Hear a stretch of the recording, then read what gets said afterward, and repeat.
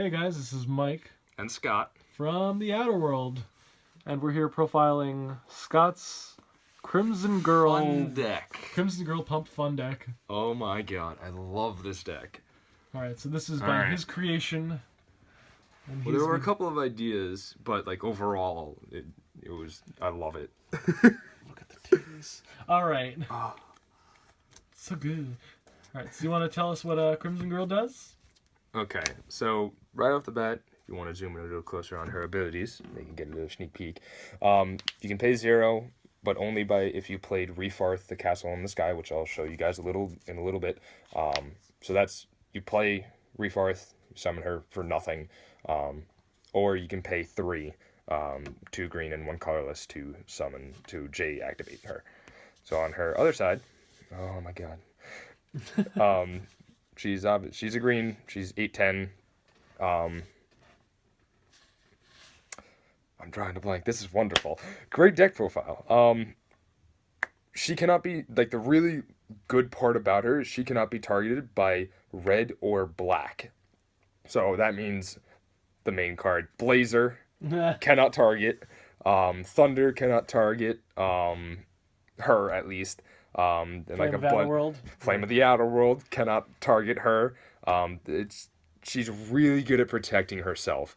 And then one of her other continuous abilities is that if some sort of spell or ability would be to pump something, add attack or defense, it doubles that instead to other resonators other than herself. She does not pump herself up, which would make her broken, but oh well.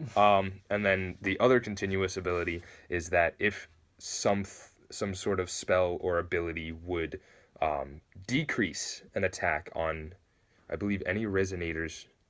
Yeah, because she can't be targeted. So as long as it's any other resonators other than herself, if it would decrease or debuff, it doesn't negate it. It brings it down to 0. So it doesn't debuff at all, which is really good. And then obviously the no targeting by red or black. So like overall, she's a really good, like by herself, she's just really good. And she's an 8/10. So that's the ruler. So just keep in mind, she doubles every type of buff to your other resonators. So now for the stone lineup, this is more of a red-green pump deck. So with like a little splash of blue and white in there, which I'll show you. So obviously you got the little red, which does have the pump. You get to choose what color as soon as it comes into play. So it's a little hard to hit because sometimes you have Gretel, which is annoying, which actually happened to me today. So it does slow you down a little bit, but like overall, it doesn't really matter that much. The tempo loss is so real. It is though.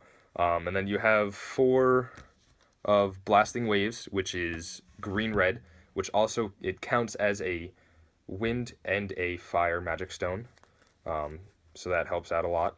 Then you have 3 Deep Wood, which is green, blue. So that also counts as a wind and a water magic stone. And then you've got 2 white, 2 Gusting Skies, which are considered white and green. So that's all of the stones. And then on to the resonators.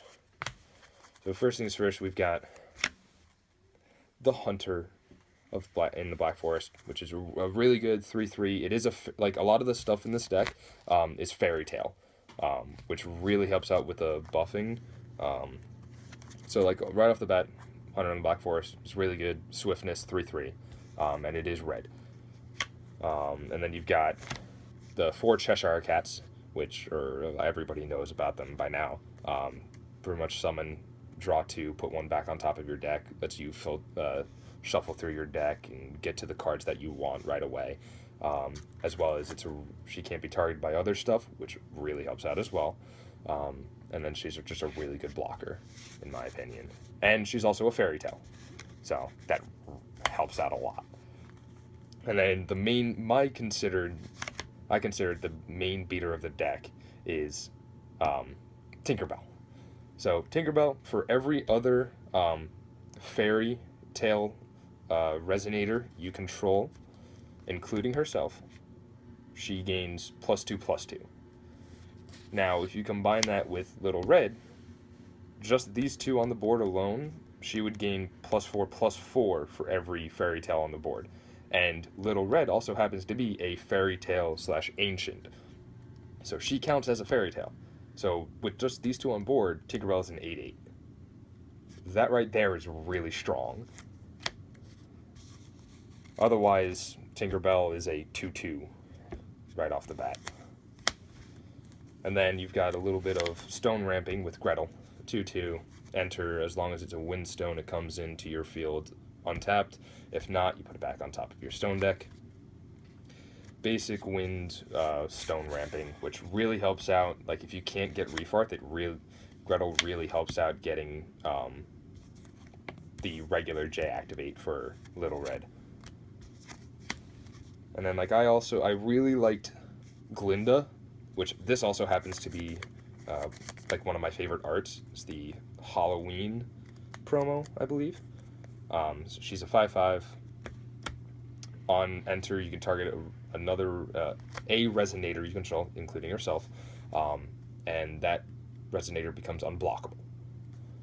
And then, like, another really good part for her is if your opponent activates a normal spell card, you can banish her, send her to the grave, and negate it or cancel it unless your opponent pays an extra 2 colorless stones.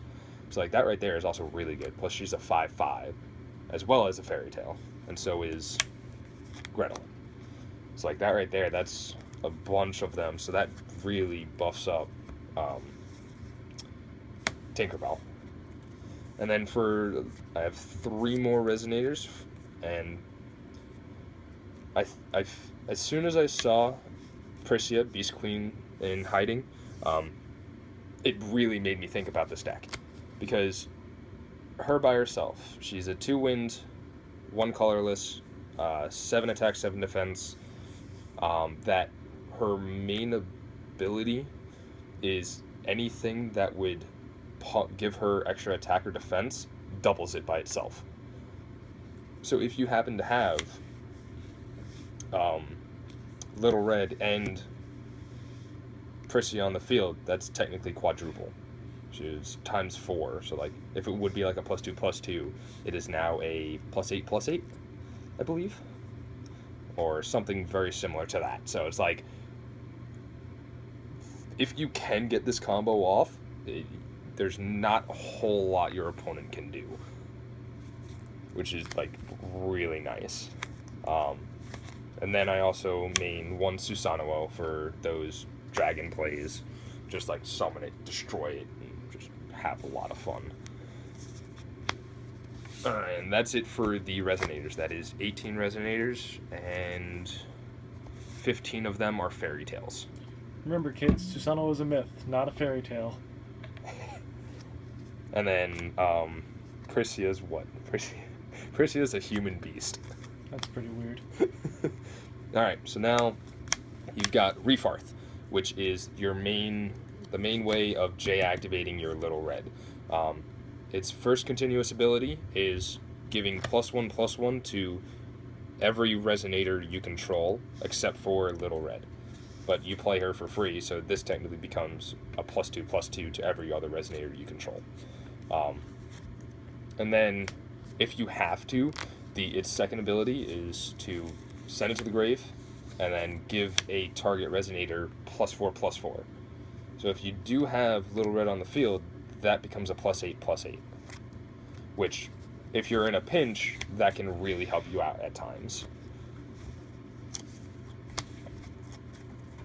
And then I play 3 Evolution of Limits, which gives a target resonator +6/+6 for a 1 wind, which is a really good pump. For the turn, that's, like, really easy. You can use it to block something. You've got 3 Rapid Growth, which gives a +4/+4 for 1, but then you could also use it from the grave again. So that would be a +8/+8, and then if you use it again from the grave, that's another +8, so that's +16/16. Like, that is really strong for 2 wind magic stones. That's really strong. Small reminder that rapid growth can target J resonators, which includes being able to target Does it? rulers. Oh, right, it does. Oh my god, that is... Oh. But Little Red... Yeah. She won't buff. She won't Yeah, double Little buff on Red herself. does not double buff herself. So just keep that in mind. Like, if you want to, like, you can still use this on Little Red, but Little Red will only gain the +4. She will not gain +8. But I mean, like, if you have to, it's still there. That's +4, like, twice is really big. And then just, like, to go in for, like, game sometimes, Sprint gives all J resonators you control +6/+6 for the turn. So pretty much everything else you control automatically gains +12/+12, and then Little Red would gain +8, +6. So I mean, like, when going for game, Sprint is like a really good finishing card. And then I've got, for a little bit of protection, I've got Drops of Yggdrasil, which protects, you can attach it to a target resonator, and it protects any, whatever it's targeted on, it protects it from all spells and abilities. As well as if you have to, you can banish this, send it to the grave, and give that target resonator a +2/+2 boost for the turn. So then, like I've been saying before, plus Little Red, that's a +4/+4, which can help you out if you're in a pinch. And then I also play 2 Ame-No-Habakiri, which this was a little tough one. I could decide to change this out. If you have any comments, let me know in the comment section. But this does give a +4/+4 to whatever it is added to, which if Little Red is on the field, that's a +8/+8 no matter what. And then it also, if it deals damage to a resonator, was it resonator or J resonator? To a resonator. So if you deal damage to a resonator, or they decide to block with this on the field, let's say you deal 800 damage to that resonator because your attack is 800, it will deal that much to your opponent, which is really strong. Like a lot of people will not block for this, but if they do, you still deal that much damage to them on top of killing whatever they block with, which is why I like it. But I mean, like, I could always switch it out if I have to. And I've got 3 rewriting laws, which will help out if, like, you don't get, like, a nice set of stones. If you don't get, like, a nice set of stones, rewriting laws helps out. Plus, it's a free draw. As well as, yeah, because when you play it, it costs 2, but you play it, if it goes through and they don't cancel it, you untap the stones that you used for, well, you can actually untap any stone, any 2 stones. So you're essentially playing it for free, and then every stone you control can produce whatever color of the 5 color wills, and then you draw a card if it goes through. So like that's really strong if you don't have like a lot of the good or whatever stones you need, correct, like the correct color stones. And then I play Xeex because I played 3 Xeex because with Xeex you can actually go and use up to all 4 of its abilities with Little Red. So you can give something. You can give something +2/+2 till end of turn. You can cancel target summon spell. You can make something untargetable for the turn. And then you can make your opponent shuffle all cards from their grave back into their respective decks. So like, you can make something untargetable and give it a +2/+2 while canceling a resonator summon if you have to. Like, that's really strong in this deck that you can, with Little Red, you're buffing everything and then you could do multiple things just for 2. So, And then like a little tech card that I threw in was Duel of Truth. Like you can deal, like, if they let you attack them, you can go like attack them, deal like a ton of damage, and then Duel of Truth and get rid of a Resonator, which is really strong, because all you're going to be doing is buffing that Resonator anyways. So like no matter what, like with Duel of Truth, it's like it's a free kill, which is, I really love this deck. I cannot tell you guys how excited I am that it's finally finished. Like, I am really excited. I'm sure you can see it in my face. But yeah, in my opinion, I really like Little Red. The palm, like, it's I can't stress it enough. I really love Little Red. So I mean, like, if you do have any comments on what I should try differently with the deck, with like the Ames and maybe even the Duel of Truth, or even the Stones even, just let me know. I'll see what I can do, try it out, maybe, see whether I like it or not. So, pretty much it. Nice. I loved it, so. All right, well, this has been Scott and Mike from the Outer World, and we will catch you next time. See ya.